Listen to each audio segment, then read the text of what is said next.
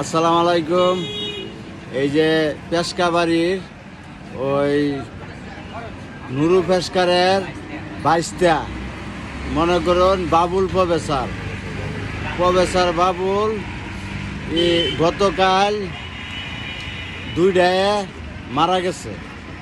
তা আঙ্গর জানা হুনা খুবই ভালো সাদা মনের মানুষ আছেন, আমরা সকলেই জানি। এই এলাকাবাসী আশা করি বাবুলের পিছে কেউ ওই সমালোচনা খারাপ বলবে যে এরকম লোক খুব কমই আছে। আঙ্গর জানা মতন আমরা শুরুর থেকে একসাথে চলতেছি। বাবুল খুব খুব ভালো ব্যক্তি, সাদা মনের একজন মানুষ আছেন। গরিবের সাথে সবার লগে হ্যাঁ মহব্বত আছেন। তা আমার কথা হইল যে মানুষ তো মরণশীল বেহেই, সমালোচনা না করাই বেটার। হ্যাঁ, তারে দোয়া করবে।